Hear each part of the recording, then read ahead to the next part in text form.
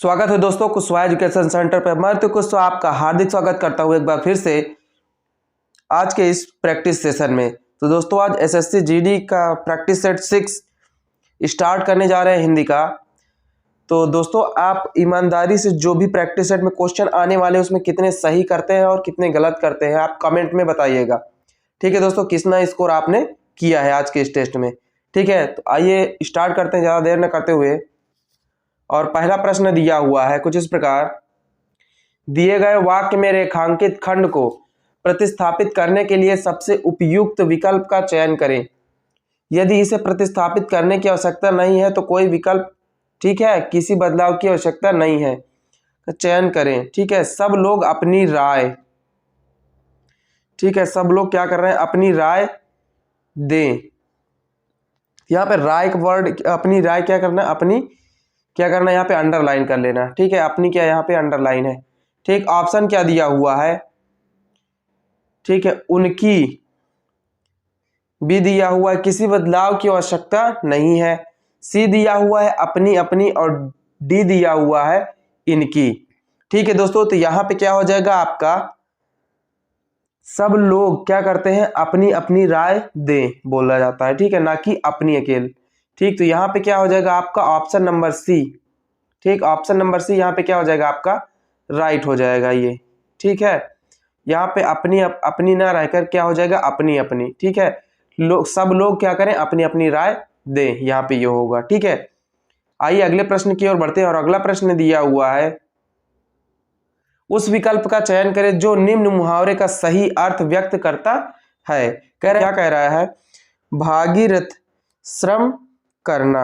ठीक, ऑप्शन दिया हुआ है ए अकथक प्रयत्न करना, बी दिया हुआ है कठिन श्रम करना, सी दिया हुआ है दृढ़ प्रतिज्ञा करना, और डी दिया हुआ है असंभव कार्य करना। ठीक है, तो यहाँ पे क्या हो जाएगा मित्रों, तो यहाँ पे आपका ऑप्शन नंबर ए राइट हो जाएगा। ठीक है, क्या हो जाएगा कथन। ठीक है, कथन प्रयत्न करना। ठीक, तो यहाँ पे क्या हो जाएगी, इसका मुहावरा हो जाएगा। ठीक, क्या हो जाएगी, इसका मुहावरे का अर्थ हो जाएगा। ठीक है, भागीरथी श्रम करना अर्थात अकथ प्रयत्न करना। ठीक है, मुहावरे का सही अर्थ हो जाएगा। आइए अगले प्रश्न की ओर बढ़ते हैं। और अगला प्रश्न दिया हुआ है, दिए गए शब्द, ठीक है, दिए गए शब्द का सार्थिक शब्द बताइए। दिया हुआ है कपड़ा। ठीक, कपड़े क्या बताना है आपको, सार्थिक शब्द बताना है। ठीक, ऑप्शन दिया हुआ है ए वपन, बी वमन, सी वसन, और डी दिया हुआ है वजन। ठीक है मित्रों, तो यहाँ पे क्या हो जाएगा, यहाँ पे आपका ऑप्शन नंबर सी राइट हो जाएगा, वसन। वसन क्या हो जाएगा इसका, ये समानार्थी शब्द। ठीक है, किसका बताइए, क्या कपड़े का। ठीक है, कपड़े क्या हो जाएगा, समानार्थी शब्द हो जाएगा। ऑप्शन नंबर सी आपका राइट हो जाएगा। ठीक है, आइए अगले प्रश्न की ओर बढ़ते हैं। और अगला प्रश्न दिया हुआ है, राह दिखाने वाला वाक्यांश के लिए एक शब्द लिखिए। ठीक है, जो हमें क्या करते हैं, राह दिखाते हैं। ठीक, क्या करते हैं, हमें राह दिखाते हैं। ठीक है, चाहे जिंदगी में हो या फिर कहीं और भी। ठीक, क्या दिया हुआ है, ऑप्शन ए पथिक, बी मुसाफिर, सी पथदर्शक, और डी दिया हुआ है राही। ठीक है दोस्तों, तो यहाँ पे क्या हो जाएगा आपका ऑप्शन नंबर सी राइट हो जाएगा। ठीक है, पथदर्शक, यहाँ पे क्या हो जाएगा ऑप्शन नंबर सी आपका राइट हो जाएगा, पथ दर्शक। अर्थात पथ मीन्स क्या होता है, रास्ता। पथ मीन्स क्या होता है, रास्ता। ठीक, रास्ता दर्शक। ठीक, दर्शक मीन्स क्या होता है, दर्शाने वाला या दिखाने वाला। ठीक, दर्शक यानी कि दिखाने वाला। ठीक, पथ दर्शक। ठीक, दर्शक अर्थात रास्ता दिखाने वाला। ठीक है, आइए अगले प्रश्न की ओर बढ़ते हैं। और अगला प्रश्न दिया हुआ है, सही वर्तनी वाले शब्द का चयन करें। ऑप्शन दिया हुआ है ए एकाग्रचित, बी दिया हुआ है एकाग्रचित, ठीक है, एकाग्रचित। ठीक, सी दिया हुआ है एकाग्रचित, ठीक है, और डी दिया हुआ है एकाग्रचित। ठीक है, ग्रचित दिया हुआ है, इसमें इसकी मात्रा लगी हुई है। ठीक है, तो यहाँ पे क्या हो जाएगा आपका ऑप्शन नंबर, यहाँ पे ऑप्शन नंबर आपका क्या हो जाएगा, ए राइट हो जाएगा। ए एकाग्रचित हो जाएगा। ठीक है, एकाग्रचित। ठीक, आइए अगले प्रश्न की ओर बढ़ते हैं और अगला प्रश्न दिया हुआ है, दिए गए वाक्य में रेखांकित खंड को प्रतिस्थापित करने के लिए सबसे उपयुक्त विकल्प का चयन करें। यदि इसे प्रतिस्थापित करने की आवश्यकता नहीं है तो कोई बात नहीं। ठीक है, तो यहाँ पे प्रश्न कह रहा है, आपसे मेरा सविनय पूर्वक निवेदन है। ठीक है, क्या कह रहा है, आपसे मेरा सविनय पूर्वक निवेदन है। ठीक है दोस्तों, तो यहाँ पे सविनय पूर्व निवेदन, या ठीक है इसमें अंडरलाइन कर लीजिएगा, अंडरलाइन वर्ड है ये। ठीक, क्या करना है, सविनय पूर्व निवेदन है। ठीक, अब हमें क्या बताना है, इसमें सत्य और असत्य बताना है। ठीक है, ठीक, इसमें कहाँ पे त्रुटि है, ठीक है, क्या है, गलतियां हैं प्रश्न में।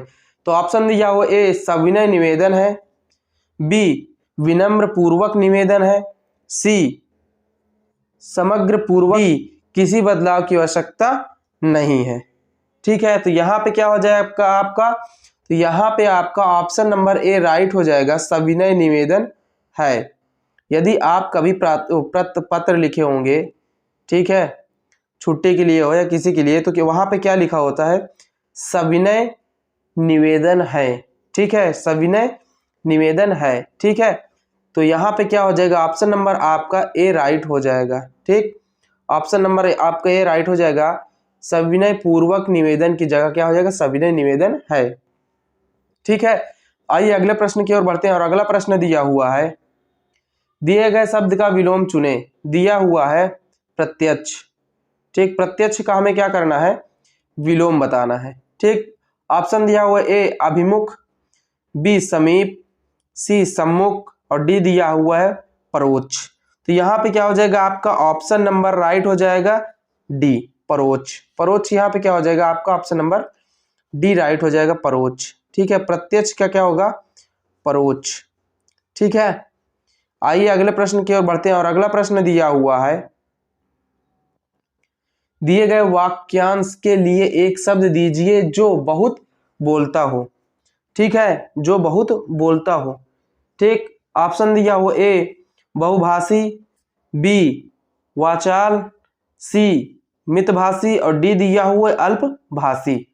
ठीक है दोस्तों, तो यहाँ पे क्या हो जाएगा आपका ऑप्शन नंबर बी राइट हो जाएगा। ऑप्शन नंबर बी क्या हो जाएगा, यहाँ पे आपका राइट हो जाएगा वाचाल। ठीक, आइए अगले प्रश्न की ओर बढ़ते हैं और अगला प्रश्न दिया हुआ है,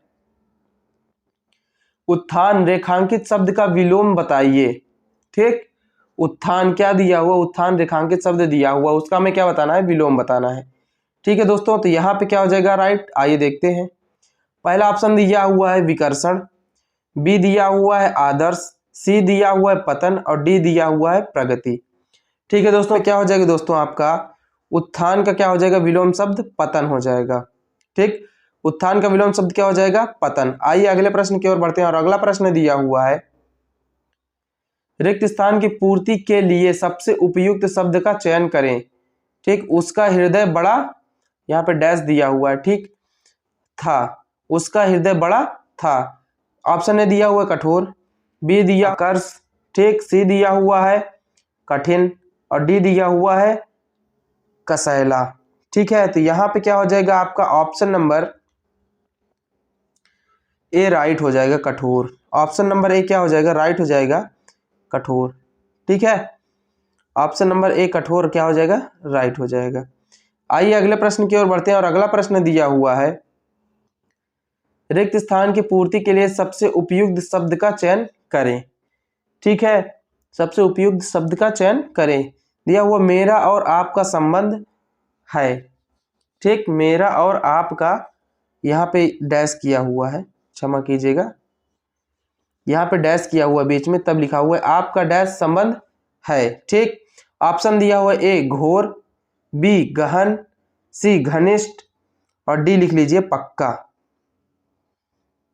ठीक, डी क्या दिया हो, पक्का। ठीक है, तो यहाँ पे क्या हो जाएगा आपका ऑप्शन नंबर सी राइट हो जाएगा, घनिष्ठ।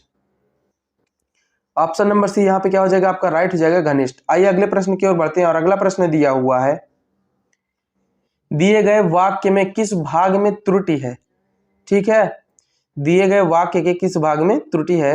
मैं उसकी बुद्धिमानता ठीक से बहुत प्रभावित हूँ। ठीक, मैं उसकी बुद्धिमानता से बहुत प्रभावित हूँ। ऑप्शन दिया हुआ ए से बहुत बी प्रभावित है और सी दिया हुआ है बुद्धिमानता और डी दिया हुआ है पक्का। ठीक है दोस्तों, तो यहाँ पे क्या हो जाएगा आपका ऑप्शन नंबर सी राइट हो जाएगा, बुद्धिमानता। ऑप्शन नंबर सी क्या हो जाएगा यहाँ पे राइट हो जाएगा, बुद्धिमानता। आइए अगले प्रश्न की ओर बढ़ते हैं और अगला प्रश्न दिया हुआ है सही वर्तनी वाले शब्द का चयन करें। कि यहाँ पे आत्मोत्सर्ग का क्या बताना है हमें, वर्तनी वाला सही सवर्तनी वाला शब्द बताना है। ठीक है, इसमें कौन सा आत्मोत्सर्ग सही है। ठीक है, तो यहाँ पे क्या हो जाएगा आपका आत्मोत्सर्ग, ये ऑप्शन नंबर डी आपका क्या हो जाएगा राइट हो जाएगा ये। ठीक, ऑप्शन क्या हो जाएगा डी नंबर आपका सही वर्तनी वाला शब्द हो जाएगा। ठीक, क्या हो जाएगी ये सही हो जाएगा। ठीक, आइए अगले प्रश्न की ओर बढ़ते हैं और अगला प्रश्न दिया हुआ है जलाशय का पर्यायवाची है। ठीक, ऑप्शन दिया हुआ ए जलधर, बी महिधर, सी रत्नाकर और डी दिया हुआ है पद्माकर। ठीक है दोस्तों, तो यहाँ पे क्या हो जाएगा आपका ऑप्शन नंबर डी राइट हो जाएगा, पद्माकर। पद्माकर क्या हो जाएगा जलाशय का पर्यायवाची शब्द हो जाएगा। ठीक, आइए अगले प्रश्न की ओर बढ़ते हैं और अगला प्रश्न दिया हुआ है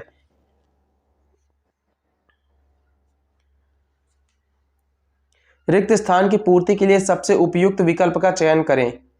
शेखर आज्ञे के एक उपन्यास का डैश है। ठीक, ऑप्शन ए दिया हुआ है अभिनेता, बी नायक, सी नेता और डी दिया हुआ सूत्रधार। तो यहाँ पे दोस्तों राइट हो जाएगा आपका ऑप्शन नंबर बी।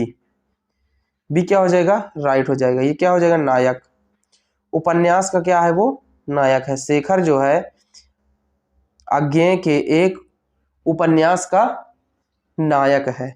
ठीक है, आइए अगले प्रश्न की ओर बढ़ते हैं और अगला प्रश्न क्या कह रहा है निर्देश प्रश्न संख्या 76 से 80। ठीक है, गद्यांश को पढ़कर पूछे गए प्रश्नों के उत्तर भारत के इतिहास में अमरत्व प्राप्त के लिए अधिकारी ठीक लौह पुरुषों। ठीक है, इसे आप अच्छे से पढ़ लीजिएगा थोड़ा पॉज करके। इसमें से क्या आएंगे आपको 3-4 क्वेश्चन बहुविकल्पी के रूप में दिए जाते हैं आगे। ठीक है, इसे आप पॉज करके पढ़ लीजिएगा अच्छे से। आइए प्रश्न पे आते हैं, प्रश्न क्या कह रहा है यहाँ पे। प्रश्न कह रहा है डैश करके दिया हुआ है, डैश को लौह पुरुष कहा जाता है। ठीक है, भारत के लौह पुरुष किसे कहा जाता है बताइएगा। ऑप्शन दिया हुआ ए अटल बिहारी वाजपेयी, बी मोरारजी देसाई, सी लाला लाजपत राय, डी सरदार वल्लभ भाई पटेल। ठीक है दोस्तों, तो यहाँ पे क्या हो जाएगा आपका ऑप्शन नंबर डी राइट हो जाना चाहिए। ठीक है, क्या होना चाहिए ऑप्शन नंबर डी आपका राइट हो जाना चाहिए, सरदार वल्लभ भाई पटेल। ठीक, सरदार वल्लभ भाई पटेल। ओके, तो सबसे बड़ी स्टैचू ऑफ यूनिटी कहाँ पे बनी हुई है गुजरात में। कहाँ बना हुआ है गुजरात में। ठीक, कहाँ पे है गुजरात में। किन की प्रतिमा है सरदार वल्लभ भाई पटेल जी की। ठीक, सरदार वल्लभ भाई पटेल जी की प्रतिमा है वो। ठीक है, आइए अगले प्रश्न की ओर बढ़ते हैं और अगला प्रश्न दिया हुआ है वकालत शब्द को व्याकरणिक दृष्टि से पहचानिए। ठीक, ऑप्शन दिया हुआ ए जातिवाचक संज्ञा, बी भाववाचक संज्ञा, सी व्यक्तिवाचक संज्ञा और डी दिया हुआ विशेषण। तो यहाँ पे क्या हो जाएगा आपका ऑप्शन नंबर बी राइट हो जाएगा, भाववाचक संज्ञा। ठीक है, भाव क्या होते हैं भाव जहां प्रकट होते हैं। ठीक, जहां पे क्या हो भाव प्रकट हुआ क्या हो जाए भाववाचक संज्ञा।